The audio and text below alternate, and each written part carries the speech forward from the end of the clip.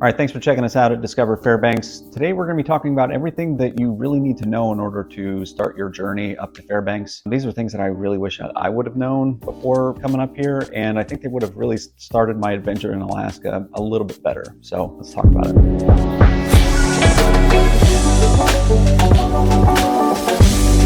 So the first thing is that in order to see most of the cool things in Fairbanks or even in Alaska, you kind of have to get off the beaten path. You can see all kinds of really cool things if you stay on the road system, that's for sure. Thousands of miles of road. You can go all the way up to, Dead Horse. You can go all the way down to Anchorage and beyond that to the Kenai Peninsula. You can see a lot of Alaska, but if you don't ever get off of the road system, you're not really going to see most of the state. I was fortunate enough to have worked a job that took me to a lot of different places within the state of Alaska, a lot of different villages via bush planes, and it was a fantastic way to be able to see a lot of the state. I was able to travel essentially from St. Lawrence Island in the west to Eagle in the east, far up as Barrow and as far down as I've seen a lot of the state in the south as well. But getting out of town, being able to see all over the state with,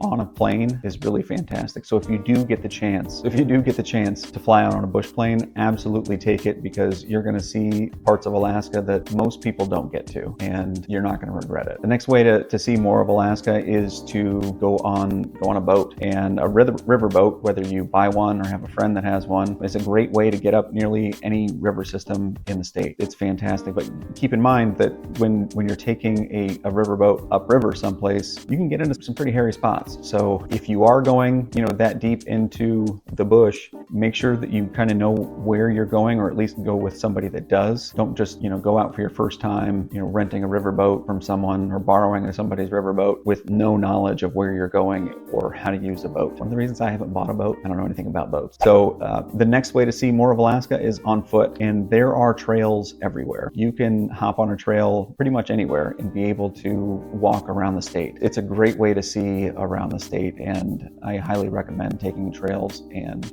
just knock yourself out.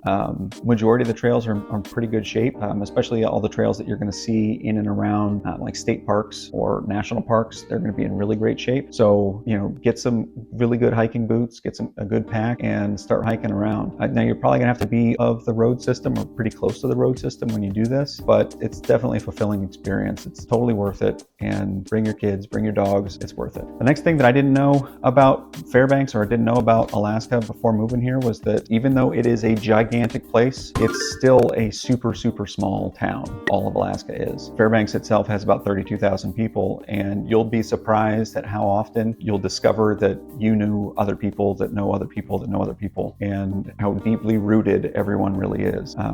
There was one really good example of this is that the last place that I worked, there were 3 separate families that all worked together, here at that last employer, and they worked together for years, and through conversation, they figured out that they were all distant relatives from the same part of Kentucky. And it was pretty amazing because they were able to track it back. Like, they had all of the records, and they were like, oh, yep, sure, there it is. There's where so-and-so, moved, and here we are. Now they're all here in Fairbanks, Alaska, and they were all great friends, and they all work together. So for how big Fairbanks is and for how big Alaska is, it's still a very small place. So mind your P's and Q's. The next one is the PFD, or the Permanent Fund Dividend. And it's essentially an annual dividend that's paid to Alaska residents for investment residuals or investment earnings on mineral royalties. Now, these minerals include like gold, oil, and everything else that people are taking out of the ground. And in order to be eligible for the PFD, you have to spend a full January 1 to December 31st calendar year in the state. So that can be tough. So let's look at it this way. Today is September 11th. So if you were to move to Alaska today and start to establish residency today, then you would still need to spend all of the rest of 2023 here, and then be able to show on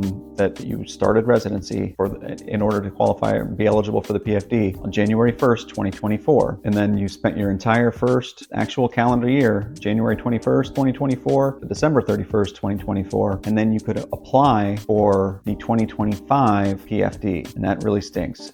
It's kind of a long waiting process. When I first came to Alaska in 2008, I got here in late August and had to wait the same distance. So it was rough, and it does sound rough. In order to qualify, you're going to need to be able to show that you are actually a resident. In order to qualify to be a resident, you need to do all the residency things. And if you're coming up for hunting, it also benefits that, because being able to demonstrate your residency helps you to save a lot of money on like hunting licenses and fishing licenses and all those things too. So paying for utilities, paying for or getting an updated license, getting a PO box, having some sort of residence, a place to mail your stuff to, a mailing address, that's what that's called, and getting registered to vote, all great things that you can use to be able to establish your residency for the purpose of the permanent fund dividend. It's kind of a huge benefit. So this year it is $1,300 per person, per eligible person. So we're a family of 4, so that's $1,300 times 4 people. Pretty fantastic. One of the other cool things that you can do with it is that you can have it electronically deposited into an Alaska 529 savings account, which can help go towards education expenses for whoever's account it goes into. So one thing that we do with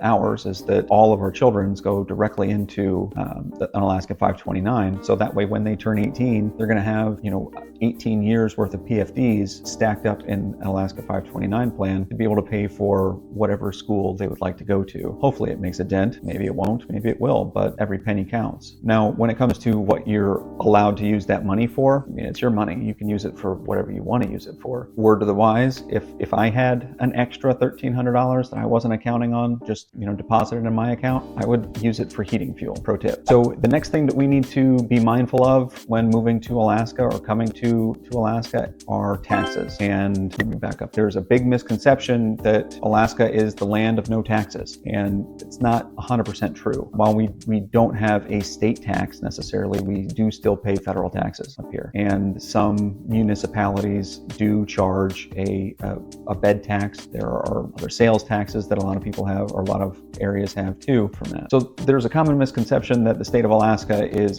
just a tax-free haven, and you can move up here and be living tax-free the rest of your life. And it's not exactly true. Now, we don't pay any kind of state income tax, but we definitely pay federal income tax. Can't get rid of that one. And in fact, we also pay property taxes as well. And our property taxes, according to foundation.org, or taxfoundation.org rather, sit at about 1.02% of our property value, which is number 21 in the country. So we're not too high, but we're not too low either. On top of that, we do have some boroughs and municipalities that do have local sales taxes, and some high tourism areas do charge a bed tax, which is anywhere between like 6 and 12% of whatever your fee is for your Airbnb or your hotel rooms. But that's typically only in high tourism areas that you're going to see things like that. Number 5 thing that I wish I would have known before moving up here is that Alaska sometimes pays off school loans. So there are jobs that are available in some underserved areas that offer student loan repayment. If you meet the requirements for having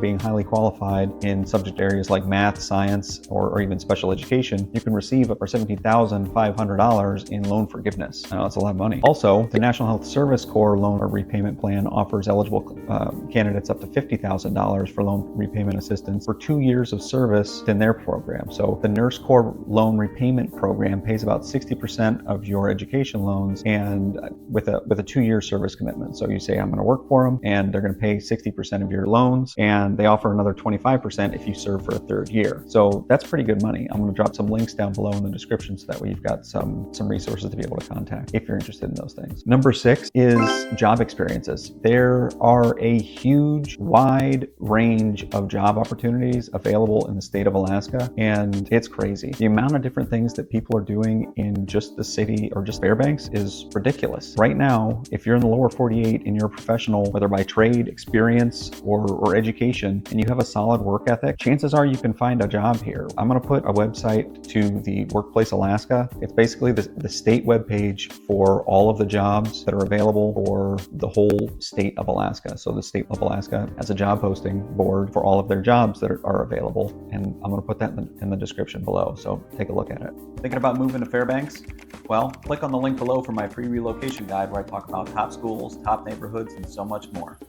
So So the number 7 thing wish I would have known was living in a cabin and just the dreams of cabin living. This is what everybody talks about. It's what I thought about when I was moving up here. I wanted to have a log home in the middle of the woods with some acreage where I didn't see my neighbors, and that's what I wanted. I wanted to be able to like jump out or get out on my front porch and not be able to look around and not see anybody. And that's exactly what I found. It was pretty awesome, I'll be honest with you. We heated with wood, you know, we had 2 dogs, and like I said, it was really awesome. But it was only awesome. And this is going to sound a lot like when super wealthy people say, oh, it's not about the money. I just wasn't happy. It's going to sound a lot like that. But it was only awesome because we were in the stage of life that would allow for it to be awesome, if that makes sense. So when it was just my wife and I and our 2 dogs, and we had the jobs that we had, which was working in Fairbanks and my wife worked in North Pole, it was a fantastic house. There were no reasons for us to drive into town any more than we had to. We loved being out there and having the solitude that we needed. It was awesome. And then we had kids, and it was a really expensive way to learn about the best way to have a plan for the future. And although the house was everything that we wanted when we bought it, it was in no way a home for us when it came to being able to raise our children the way that we wanted to. So it hit every single thing that we were looking for at that time, but as life went on, it started to get less and less and less appropriate and effective and awesome, and became more and more and more of like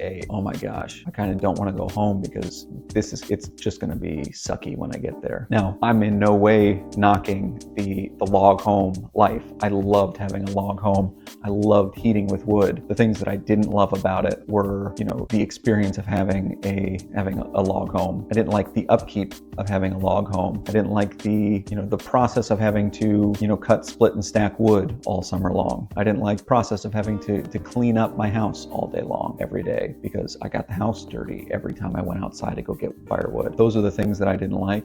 But for the time that we didn't have kids, it was a great place. It just wasn't right for our lives as we grew, as we grew in our marriage, as we grew as parents. It became less and less appropriate for us. Now, the other thing that I wanted to talk about, because like I said, it was pretty awesome. There are a lot of people that have that goal, that want to come up here, they want to buy a piece of land, and then they want to clear that land or clear a portion of it. They want to buy a piece of wood or a piece of property in the woods, and then they want to build a cabin with the trees that were, harvested and then milled from that land. And it's a pretty noble thing to do, being able to build your own home. I have not done it, but I think it's pretty awesome when people have built their own home. The one thing to keep in mind is that a lot of these homes, or a lot of this property that's for sale that still has wood or still has trees standing on it, doesn't necessarily have the type of lumber growing on it that you need to build a home or to build a really good log home here in Fairbanks. So I've talked about this before.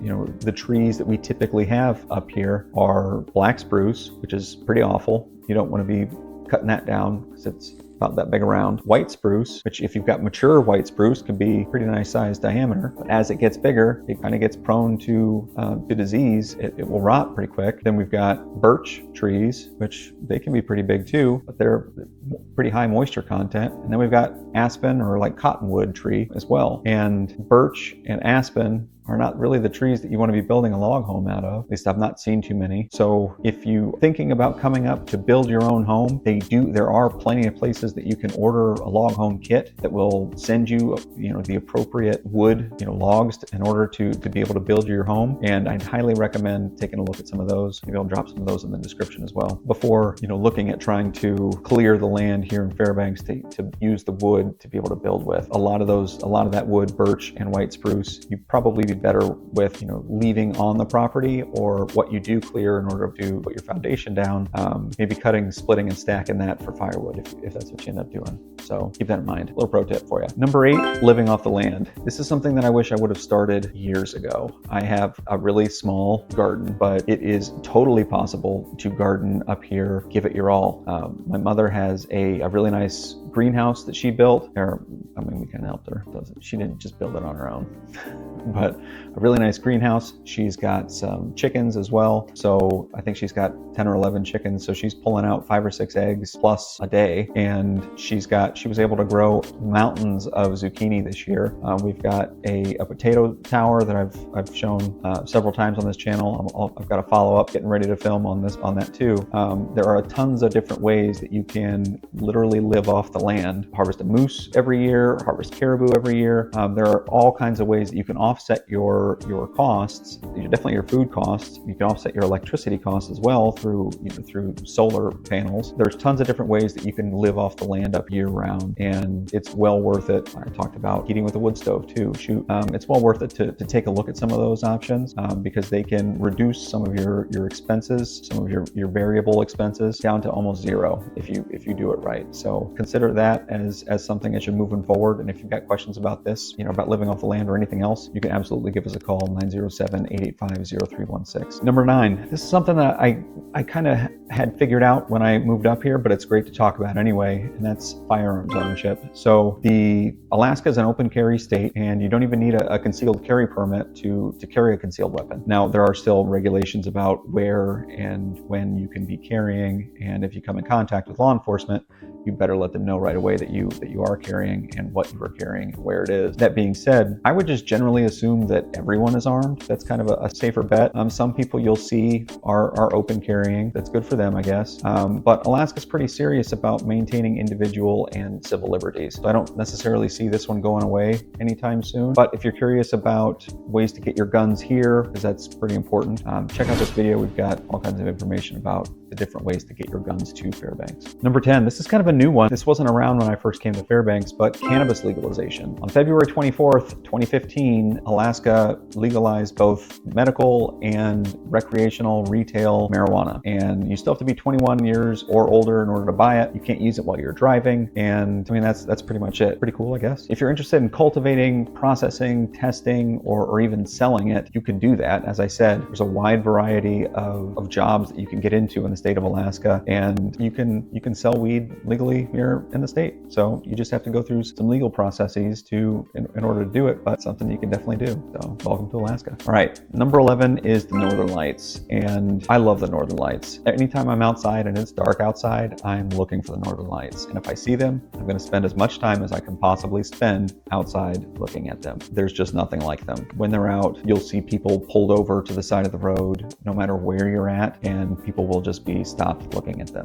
I'm always one of those people. It's worth the time. Pull over, take a look at them. The Geophysical Institute at UAF has a great website that shows you kind of what the aurora forecast is for the day, and I highly recommend it. I'll put a link for it in the description. And it's not going to tell you exactly when the lights are going to be out. It's not going to be like, oh, go outside at 11:02, but it'll tell you more or less what the intensity of your aurora should be for that night. So check that out. Bookmark that one. It's worth it. All right, number 12, daylight and darkness. So before we get into this one, I want to talk a little bit about the why that this happens. All right, so we're going to pretend this is Earth and this is the sun. Does that make sense? So as Earth spins around the sun, right, it also wobbles a little bit. So every year during the summer, when it's on its wobble, for us in the northern hemisphere, it's wobbling kind of towards the sun a little bit. So what that does is it gives us that 20.5 hours of sunlight and a couple hours of twilight. Now in the winter, we're doing that wobble the opposite way. So it gives the southern hemisphere all of that light. Makes sense? So during the nighttime in the northern hemisphere, it's giving us the 21 hours of darkness. So that's kind of why we are experiencing that the way that we do. Does that make sense? So the daylight that we get in the summer ends up being that 20 to 21 hours of full-on daylight and a little bit of day or twilight darkness. And it's not necessarily dark, but it's darker during the summer. And during the winter, we get that 20 to 21 hours of light during, kind of as a little teaser during our darkness, during our 20 hours of darkness. In contrast, during the winter, we get 20 to 21 hours of darkness, and then 3.5 hours of light as a little bit of an appetizer. Ooh, here you go. You know, try this.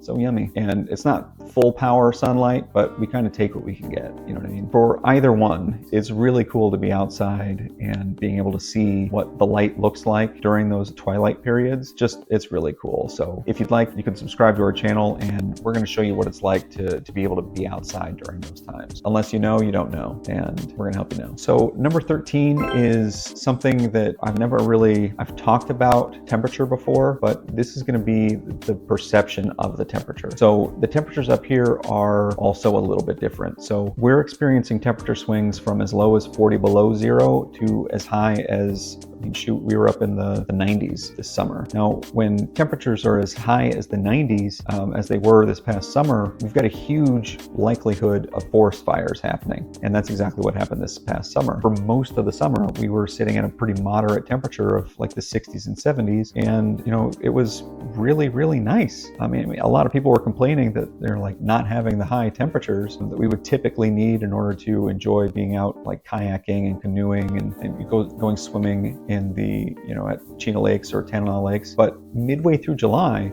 we saw a temperature rise. And when that happened, everything started to dry out. And we almost at the exact same time that the temperature started to rise, we started to see fires popping up all over Fairbanks, and well, not just Fairbanks, but all over Alaska. And when that started to happen, the smoke from all those fires flooded into Fairbanks, and that meant that both the breathability and the visibility in Fairbanks went to hell. I mean, it was awful. It was really, really tough. I mean, we'd be having to sit inside the house and not go outside for a good portion of the day, just because being outside was hard. It was hard to breathe. And we had the kids in soccer, and we'd go outside and play soccer, and it was like, oh my gosh, this probably isn't good. It would be hard to breathe during soccer practice. We were all running around trying to play. But the other downside to all these high temperatures is that with the tilt of the earth that I was talking about before, it may only seem like it's 70 degrees, but because of the way that we're tilted towards the sun like that, it feels like the sun is like right on you. So when you're outside, you need to make sure that you're wearing a hat on your head for sure. I don't know where else you wear a hat. And also get some sunscreen, keep it in your car, and apply it anytime you're going to be outside for a little while. So trust me, I hate the feeling of sunscreen on my hands or on my